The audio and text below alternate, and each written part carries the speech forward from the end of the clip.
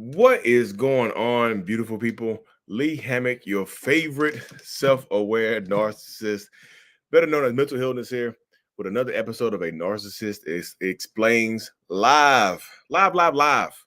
Today's episode, we're talking about how does a narcissist feel when you tell them that you're done for good, when you finally decide to put your foot down, or put your feet down, or put your hooves down, whatever you are, whoever you are, and tell that narcissistic, toxic ass person that you yourself are done for good. So y'all already know. A lot of time it really depends on that narcissistic person, right? It really depends on them because no two narcissists are the same. No, like narcissistic people tend to be like, little toxic footprints or fingerprints. No two people's fingerprints are exactly alike. So that being said, how do they act? How do they feel when, you decide you're done, when you decide that you're ready to move on and be done with it and just, move on with your life? So first of all, like I said, no two are going to act exactly the same. There's a certain set of narcissistic people who want you to leave, right? So when you tell them that you're done for good, they might internally clap. They might have a little bit of internal happiness because they want you to leave. Some narcissistic people love to do what a lot of people will refer to as the reverse discard, right? They want the relationship to end, but they want you to end it, right? They want you to be the one that ends it. They want you to be the one that walks away. They want you to be the one that throws in the towel so that they can tell people, just like, hey look guys, I fought for my relationship as hard as I could. I fought as hard as I could, and I still wasn't enough. They say that and do that type of stuff so that they can have a reason to move on faster. So if I already have a new supply and I need you kind of out the picture, but I don't want to be the one to break up with you, I start treating you bad. So when you finally decide to pack your stuff up and dip, that's exactly what I wanted you to do in the first place. So I might act sad, right? I might act like I'm sad. I'm like, oh no, guys. I gave it the old college try and I still wasn't good enough and they left me. So I'm gonna go be with somebody else. So they have their built-in excuse to go be with somebody else in this circumstance right here, right? They could just say, you know, so some of them, when you tell them that you're moving on, they feel great. There's a certain section of narcissistic people that feel great. Tony the Tiger. I feel great. They feel great because that's what they want you to do. They want you to leave. They want the relationship to be over so that they can do something else. And they can always say, you left me. They can tell the kids, or the mutual friends, they left me. They left me, guys. I did all I could do. And I still wasn't good enough. I still got left. So they'll do that type of stuff right there. So some of them actually want you to leave so they feel good when you do leave, right? But on the other hand, there is another section of narcissistic people that when you tell them you're done, they lose their damn minds. Like, how do they feel? They feel everything. How do they feel? They feel horrible. They feel all the feels. They lose their damn minds because a lot of them think that you belong to them, right? You belong to me, right? You belong to me. So I'm going to think as such. So no matter how bad I treat you, if I'm of the mindset that you belong to me and you leave me, I might lose it. I might lose it. Because when they lose it, if they're not prepared, y'all, if they really are oblivious to everything that's been going on, just like Teresa right here said, some of them can absolutely become violent. Some of them can absolutely become violent, lose their damn minds, and just try to hurt you or to harm you. They just absolutely will. So because they feel bad, they feel all the feels, Somebody said they have emotions. Yes, yes. Most narcissistic people have emotions like that, y'all. They just don't know how to express them in a healthy way. So they could feel very, very badly when you decide to leave. And they could, do y'all know why they feel that way? Because a lot of times when you tell them that you're done for good, the first thought that pops into some of these people's mind is that you have somebody else. It can't be that I've been treating you badly. It can't be that I've been cheating on you. It can't be the fact that I beat your ass. It can't be the fact that I've been stealing from you and I ain't worked in 6 years. It can't be that. It can't be the fact I take one bath a week. It can't be the fact that like I said, I haven't worked in 6 years, and there's a huge gap in my resume. There's a huge gap. The resume it just is full of gaps and holes, right? It can't be that. It has to be that you have somebody else. It has to be that. How dare you? Damn you for picking somebody else over me. Damn you all to hell. Damn you to hell. Who cares that I cheated a little bit? I could have cheated more, but I didn't. Who cares that I open palm hit you? I could have closed this fist and threw it at your ass, but I didn't. Because I love you, right? How dare you? How dare you? How dare you?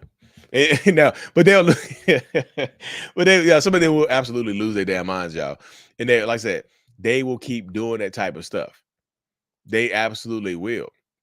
They lose their minds because they think you belong to them, and they automatically think that you're going to be with somebody else because, like, their ego is so fragile.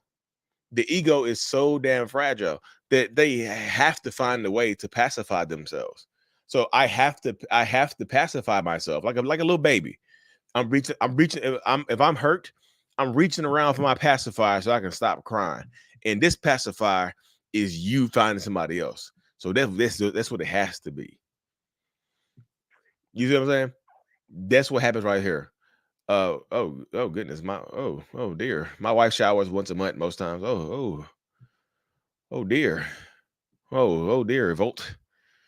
Oh my goodness. So you might have the narcissistic funk going around your house. The narcissistic aroma, the essence. The narcissist. That's the scent you have going on in your house. Oh, the narcissist. It's like a little spray. Like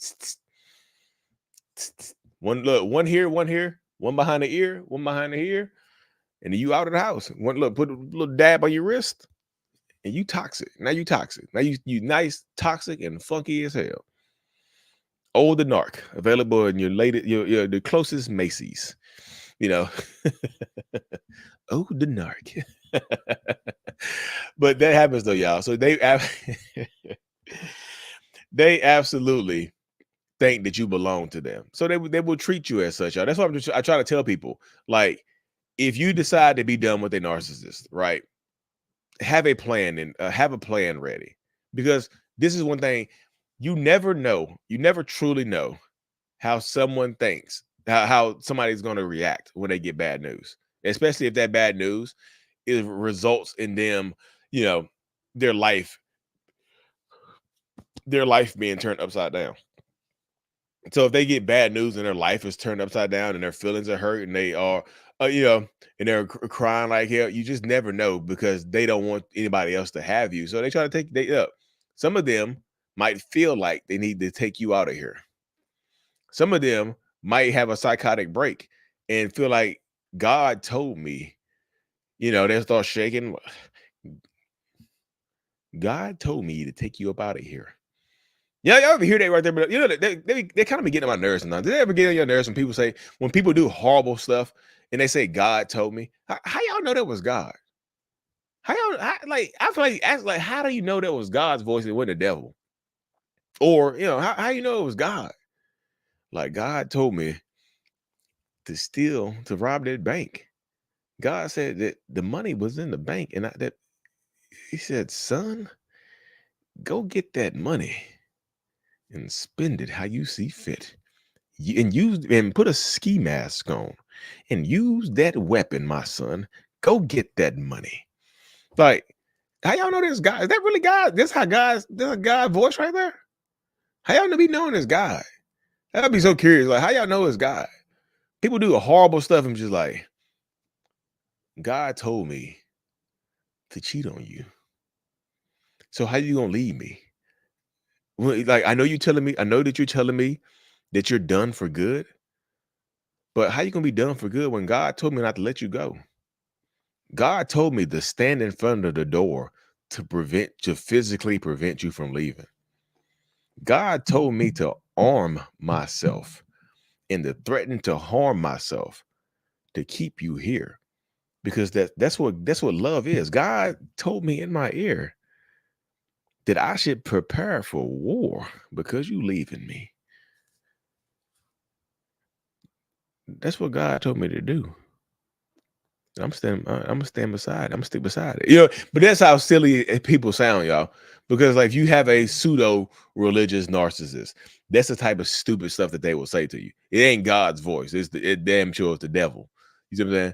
That's damn sure the devil. God ain't telling y'all to do no craziness like that. You know, I feel like God. See, Lee, how you know though? How you know God ain't tell them to block the entrance to keep you from leaving? Because God did tell, what was it, Abraham and Isaac? It was Abraham. Was it Abraham? He told to kill his firstborn son or whatever, take him up the mountain and kill him. Then right before he stabbed him, God told him not to do it. God told him not to do it. God told him not to follow through. Right? God said, "Don't do that. I was just testing you. I was just testing you. Why God ain't stopping y'all? Why God ain't stopping the toxicity? God told me to grab that bank, and right before I pulled that weapon out, I didn't hear anything. God said, go do it. God left me. So don't let them use God to keep you in toxic relationships, y'all. Because some of them will try to reel you back in with Jesus is the voice of God telling me to stay here with you. Blah, blah, blah, boo, boo, boo, beep, beep, beep. Those are the type of stuff that they're doing, y'all. So some of them will absolutely lose their damn minds and they won't believe it. It's like, so be honest with you, some of them won't, but when you tell them that you're done for good, some of them won't believe you. Because maybe you've done it before, maybe you've threatened to leave before, or maybe you've actually left before, but you came back. So they really don't believe that you're gonna be gone for good. Some of them think you're playing games to try to get them to change because that's what they would do. They would threaten to leave you to get you to change or get you to not hold them accountable, to get you to try to do something right there. So some of them don't even take you seriously when you tell them that you're going to leave, right? Some of them don't even take you seriously. Some of them don't believe you. You're not gonna leave. You just say you just yapping. Yeah, your old yap trap. You just yapping. That's what you're good for, right? Old yap trap.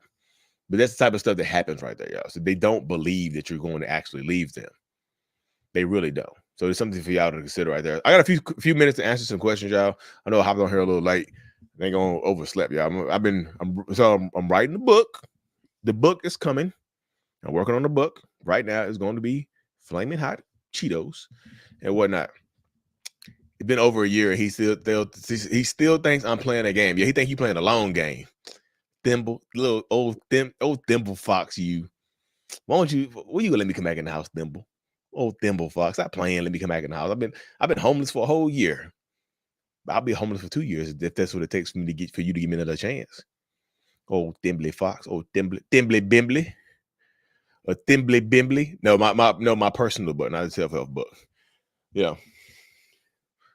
I do have a kids book called Remember It's Not Your Fault. If y'all have kids with narcissists and toxic people, like check out my kids book. It's called, you see, it's on Amazon. It's called Remember It's Not Your Fault. It's available on Amazon right here. It's a conversation starter right here. This is the start the conversation to talk to your kids about toxic relationships and tell them the truth and things like that. It's available on Amazon. It's called Remember It's Not Your Fault. I'll put the link in the comment section right now. Remember It's Not Your Fault. But that's what they're gonna do. So is there such thing as a narcissist that doesn't cheat? So do all narcissists cheat? That's the question, isn't it? I feel like a lot of people say that all narcissists cheat. I don't think so. Me personally, I don't think that every single narcissist on the planet cheats. Does it maybe cross their mind? Perhaps, but I don't think every narcissist has the ability to cheat. You know what I mean? Some of y'all have some old ugly, bald-headed, scallywag, narcissistic people that nobody else wants, right? And that's why you pick them. You don't nobody else who want them. So all of them don't have maybe not have the ability to cheat. You know, some of them, you do get the self-righteous narcissist, right? That doesn't cheat and thinks that they're better than they don't cheat and they don't beat on you, so they think they're better than everybody else. And so it just in their minds it feels like, oh, I'm not abusing anybody because I haven't hit you and I haven't cheated, so I'm better. You know, I did not have a plan. I snapped when he was cheating right in front of me and giving me that duper's delight smile. Okay, I'm glad you did leave and whatever right there. My husband thinks you're not a narcissist. Okay, okay, Erica's husband. Good for you. Maybe I'll see your husband might see my videos and be like, that ain't like he can't be a narcissist because he wouldn't say that right there. So he can't be a narcissist. All the stuff that he says that I be doing, he wrong. He wrong, girl. You need to listen to your man, Erica. Erica, don't listen to him. Listen to you'll listen to a handsome black man, funny black man online over your husband. How dare you, Erica? How dare you? Modern woman, you non-submissive woman. How dare you? How dare you? How dare you? Now shout out to Erica's husband, y'all. Meanwhile, y'all, I do y'all love doing these lives. I seriously have. So anyways, y'all, I'm about to hop over here. Y'all make sure to go and hit subscribe to the channel if you already haven't. Follow me on YouTube and whatnot. Hit that subscribe button. We are close to 500K. Look, in-person workshops are coming soon. Check out my support groups and my like the support groups right here, courses.mentalhealness.net. Check out my support groups and whatnot. And I will see y'all.